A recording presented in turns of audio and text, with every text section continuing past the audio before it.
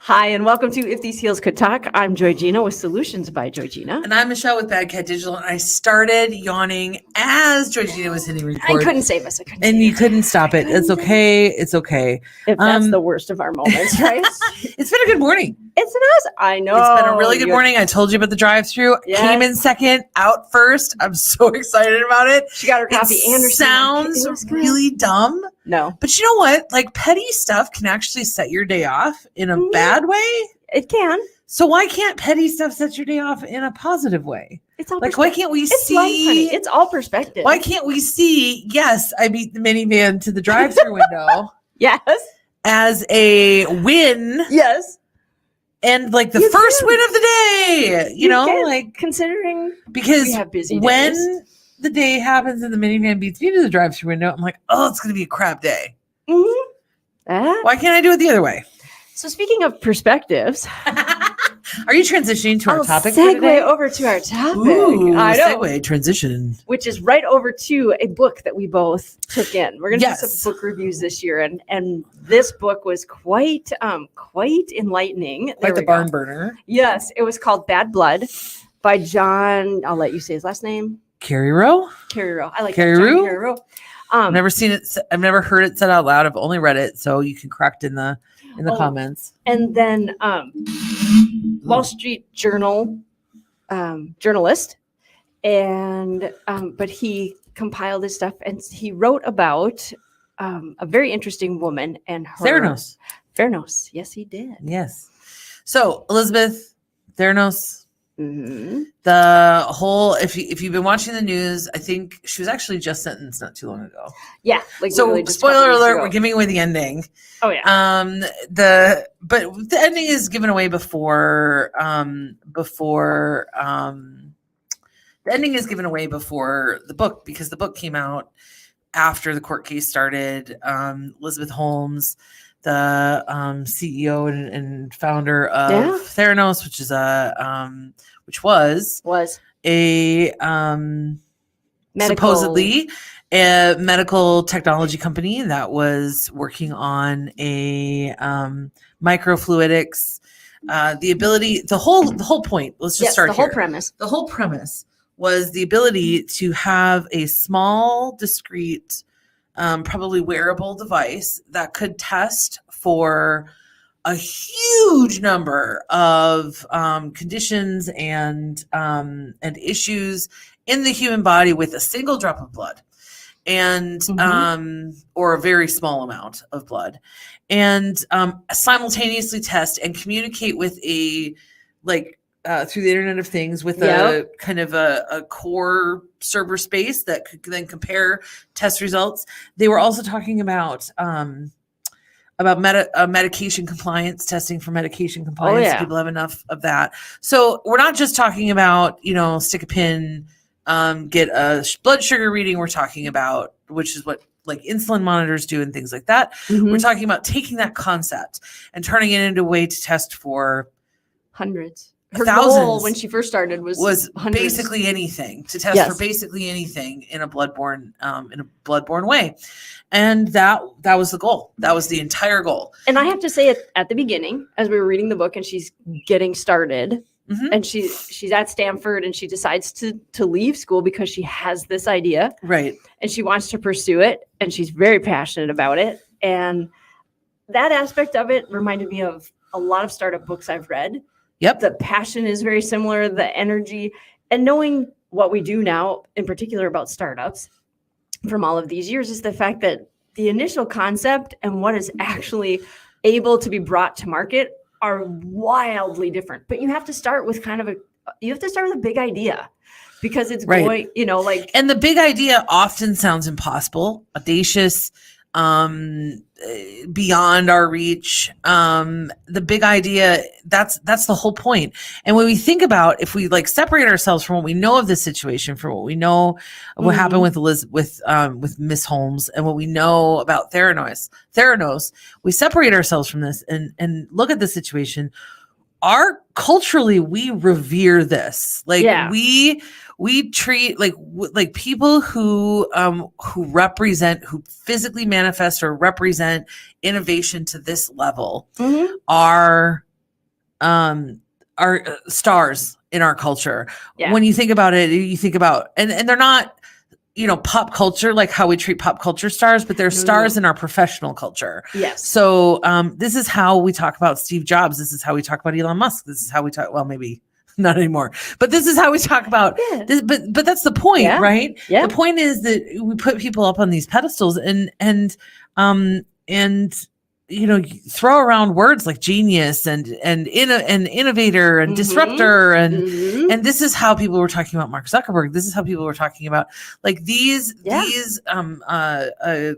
Gates and Jobs, like all. So when we talk about these kinds of innovations and these kinds of personalities, we really talk about them in these kind of like almost godlike senses in conversations. And you need to keep that in mind, because as you're going through the book and as they're laying out the progression and how things go, that's really how it plays out. Right. Is that slowly but surely she distances herself, her connection with reality, right, and with what is actually her idea and what's actually able to be implemented by the scientists and engineers are vastly different. And she never stops selling. She adjusts the initial concept a little in her sales, but she's still almost always selling that, even though it's not even achievable. Like as it becomes more and more obvious, like this is not achievable. Well, and some things were achievable. The killer part is that there are lots of interesting parts. I think the part is that it will eventually become achievable. Oh, absolutely. I really do. I agree. I do think that vision is achievable at some point. I just think that the hardware and the genetic research that's required. I actually think that the last 3 years and the genetic research that's been done has completely changed the game in microfluidics as well. And I think that we could see that vision played out in about 10 or 15 years. The problem is that the vision was too early for commercialization, which means that it was never going to drive the kind of revenue that it needed to sustain the research to get there. So when you think about how these things play out in the real world, what really happens is academic foundations, do all of this research. Government entities fund a lot of private research. Like all of these things get, funded and get to the point where they can become viable, and then they start to look at commercialization of things. But what Elizabeth Holmes did was skip that 20-year step and go right into the commercialization things. And I just don't think that the research, the scientific community, the engineering community, the hardware, or the medical understanding of what needed to happen was to the point that she needed it to be for this to work. And so I do think that at some point this will work. There were a variety of lessons that my book club and I gleaned, as we were going through it, we're like, okay, as business owners, we recognize that we've met people like this. Yes. Sometimes they've even been employees for a small amount of time. Yeah. And being able to recognize. But let's just say really quick. Yeah. People like this rarely make good employees. Well, they were employees for a small time. Notice we said that. That was the point. Because, but it took a little while. That was part of the conversation, is that we acknowledged it took a little while for us as the owners to recognize we'd been sold. Like this, a bill of goods. Their ability to sell is so good that they can sell a lie.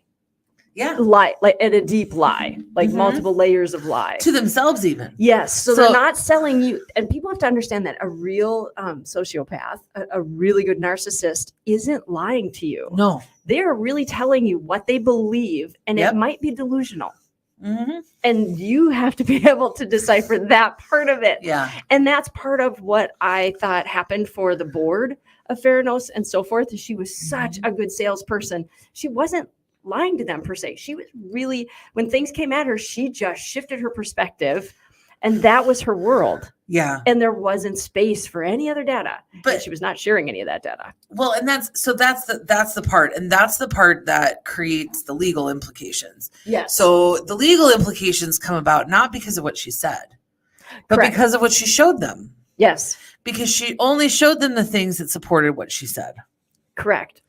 And so so she ended up falsifying financial documentation. She ended up falsifying research report documentation.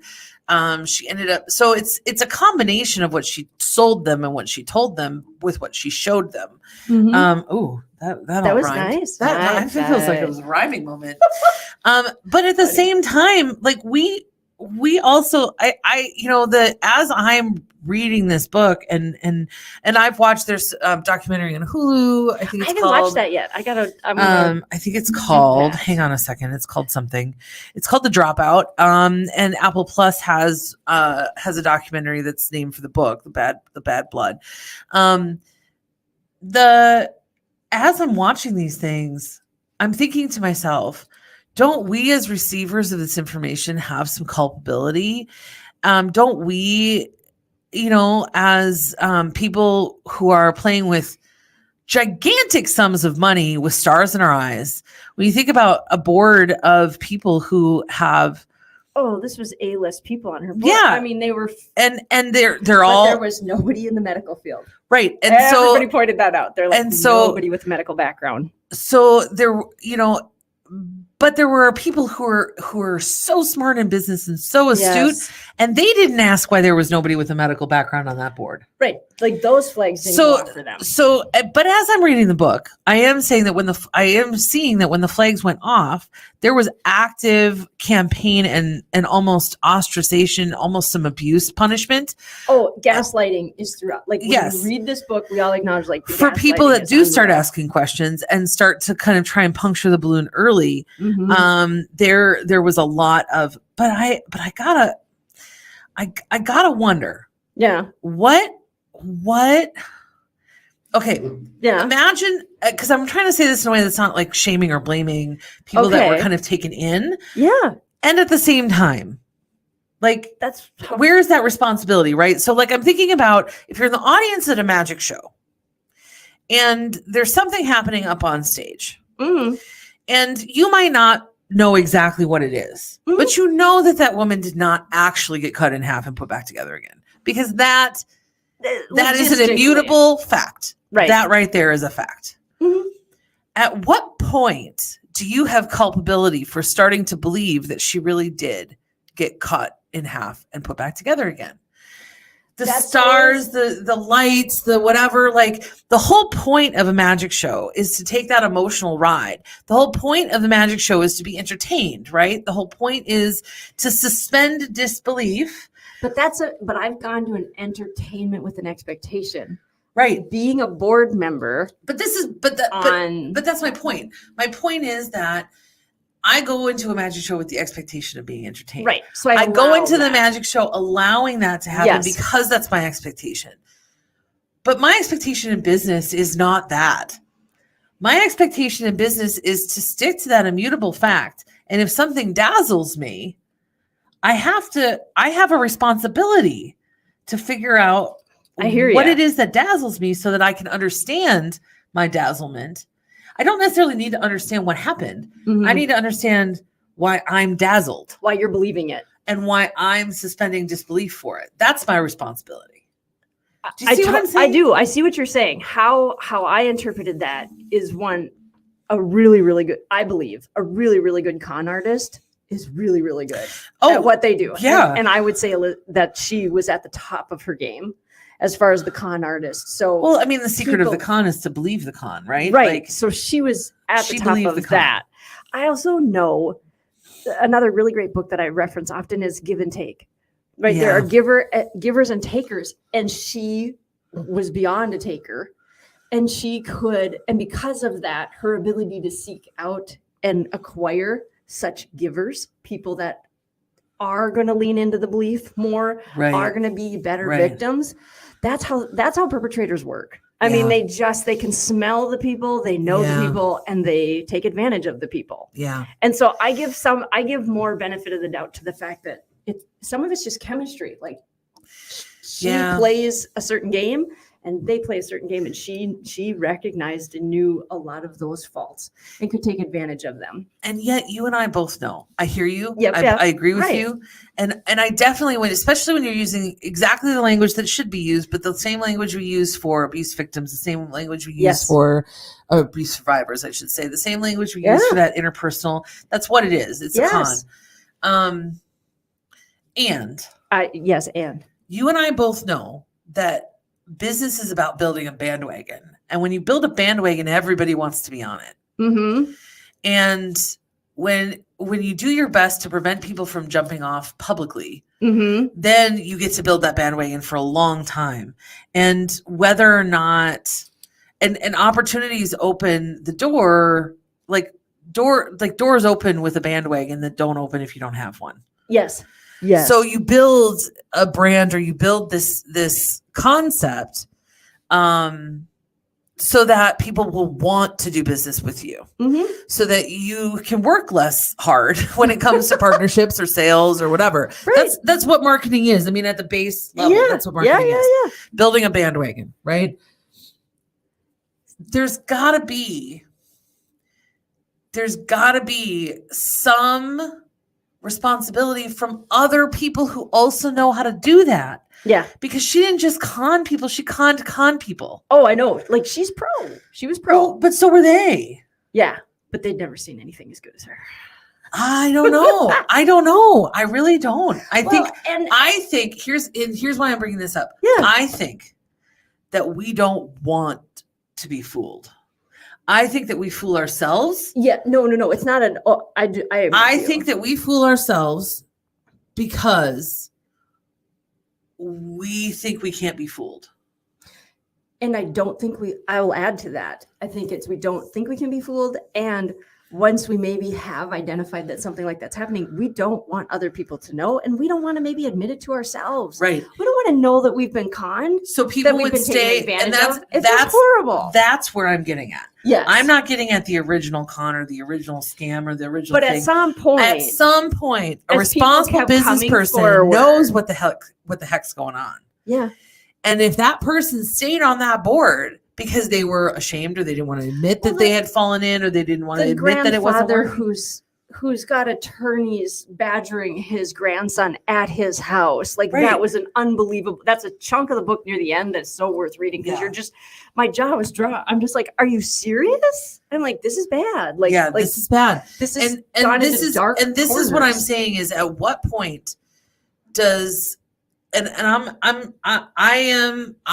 have to put this out there because I feel like I'm treading a really thin line here. I'm trying to be very clear.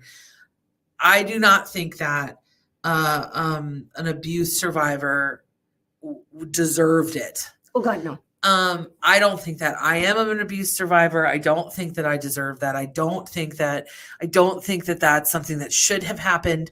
I don't think it's my fault. And at the same time, it's still my responsibility to call it and leave, because it's not going to stop until I stand up and walk out. Yes. Right? Yes. It's literally not going to stop until I make a change. So regardless of fault, I still have the responsibility to change the dynamic to save myself. Yes. Because otherwise it's not going to change. Right? And so that's what I'm asking. That's what I'm questioning. At what point does that responsibility kick in this business situation? And when you're starting to talk about, a person's, retirement, losing money, like because they're a board member and they're sinking dollars into it or investing into this, I'm less concerned about that than if that money then turned around and couldn't do something else to help some others.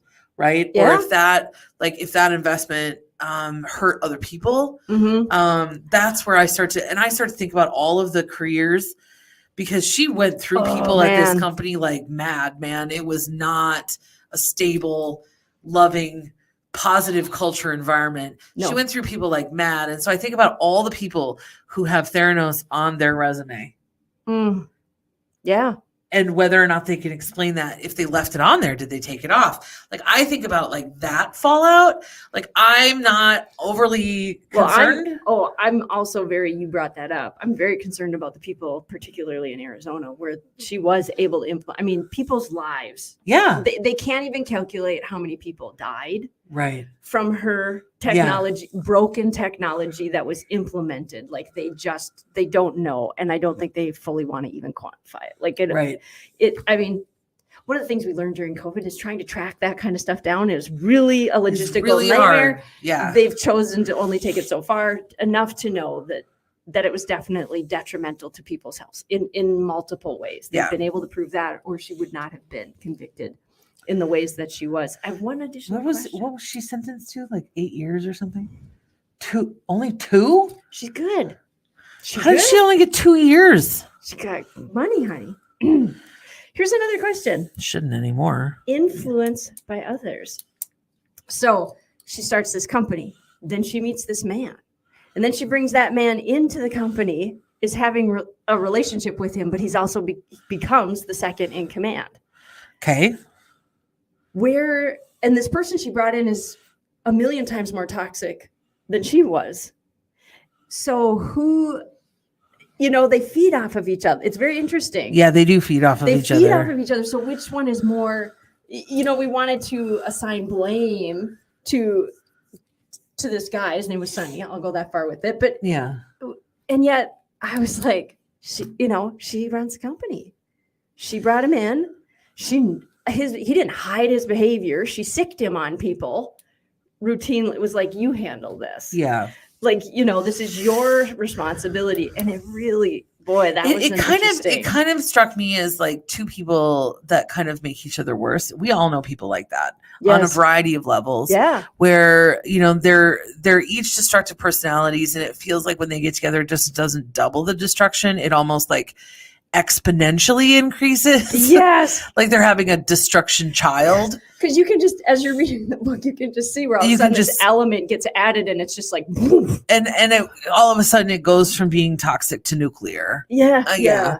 Yeah, I agree. And by the way, I just looked it up. I do think her sentence was longer. Is it? I think the media reports say 11 years. Oh, so she may thank you. Only serve a little bit of it, but it's 11 years, and she's pregnant. Second child. Yes. Yeah. Anyway, so the point, I think the point is, it's a good book. I was pleased with the narrative, the prose, the writing was really good. From a review standpoint, it was a really good book, but I don't know if that's a but. I think it's an and. It wasn't an emotional journey of reading a book that I was happy with, because it just made me mad. I was just mad. And there was a lot of behaviors that I had experienced interpersonally. Yeah. So I was, that I got to see from a different perspective, and on a different scale in my personal life, because my personal life was not scaled this way.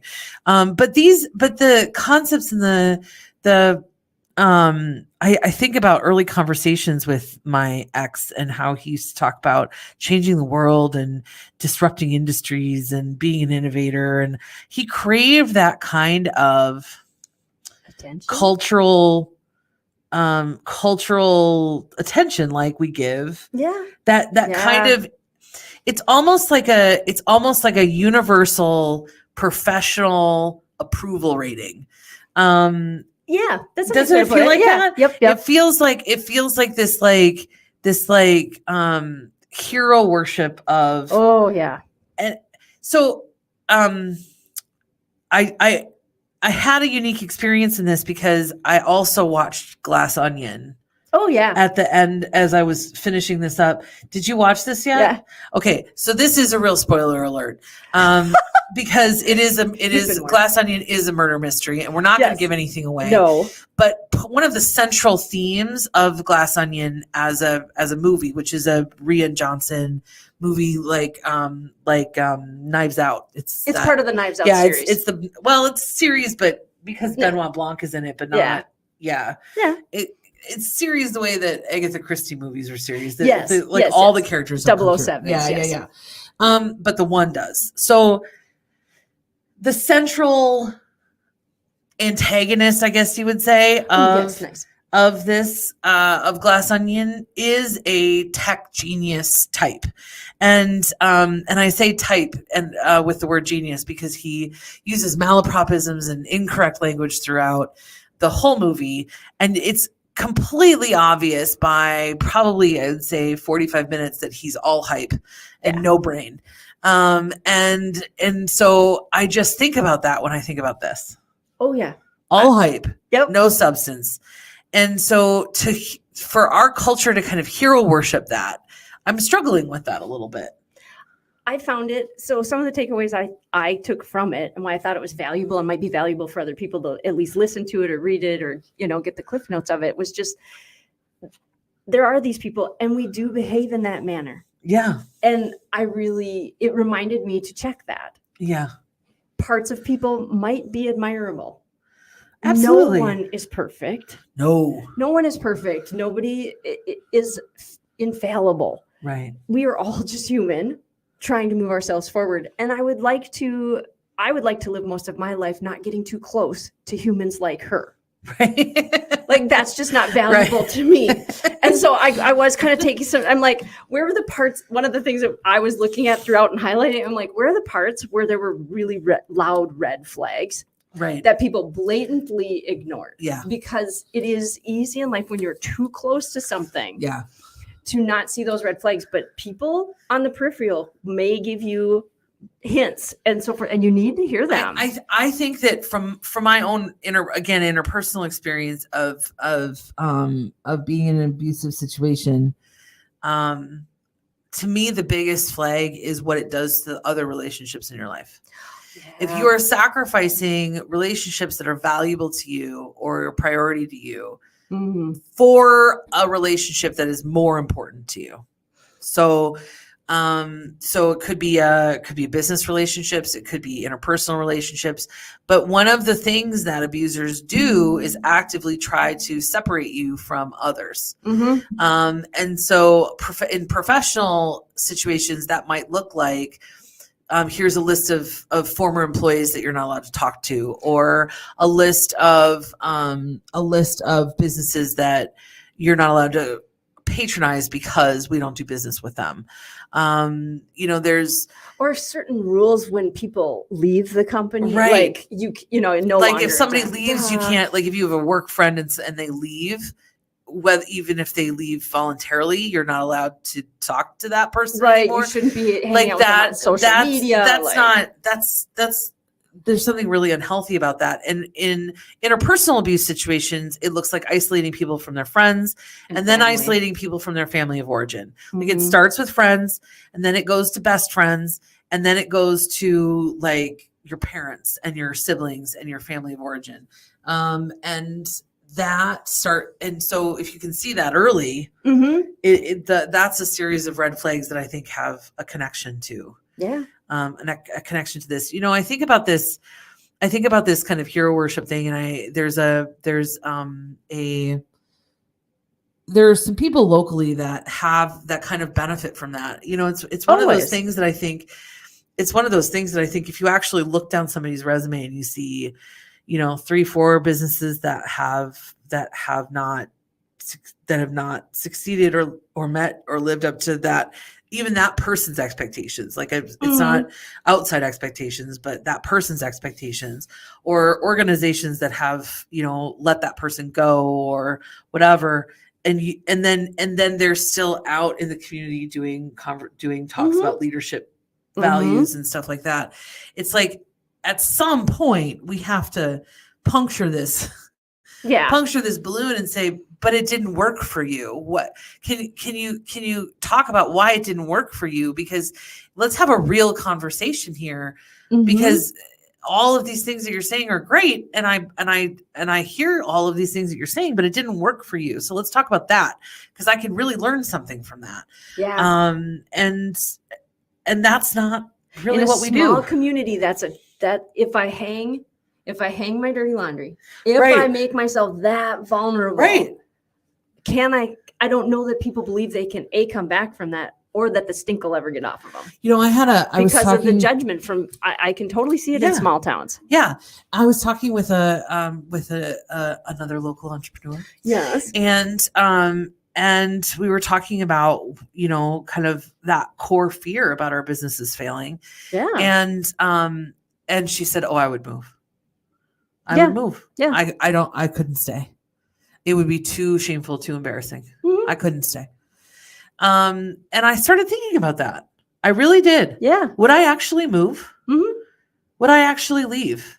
I think it depends on how publicly and spectacular. Yeah, I was just going to say. But every situation has is different. And again, my business doesn't touch the general public that way. Mm-hmm. And her business touches the general public. Yeah. And so I can absolutely see that. Yeah, my business is, every once in a while I'm B2B and every once in a while I run into somebody at the grocery store, but like she can't leave her house without people recognizing her. So I can totally see that that being different. But yeah.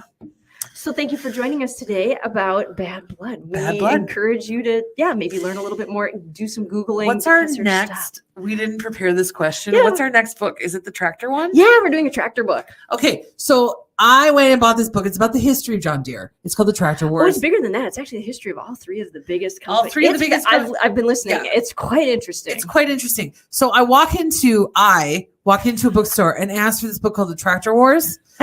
And it said they had one. They kept trying to take me to like the gardening book section, or we have a farm section. And I finally just said, this is a business book about the companies that make tractors. Yeah. And I went to the business section and I didn't see it. Is it possible it's somewhere else? Well, then it was actually in the business section, but because I didn't see it there, but they kept trying to take me to like, a tractor book. And I'm like, oh my gosh, I do not want to buy a tractor book. I do want to buy a book about tractor companies, because this sounds really fascinating. So I'm very excited to crack it open. You've already started. I'm jealous. I have to do that. Dyslexia. I got it pre-amped. I have to start you do your homework early. I'm the one ready. I'm the one in the computer lab at 3:00 in the morning. If I could pull that off. It's been tried. Like those are solid Fs. Those are the solid Fs. I've actually, when I was in college, I used to do this. I did once do this. I physically took the paper off the printer, walked to class, handed it in. It was still warm. Yeah, no. Because printers used to heat up. Like they don't do that anymore, but they used to get really hot. Yeah. And so, the paper was still steamy. Warm. You gave the steaming report. I gave the steaming report.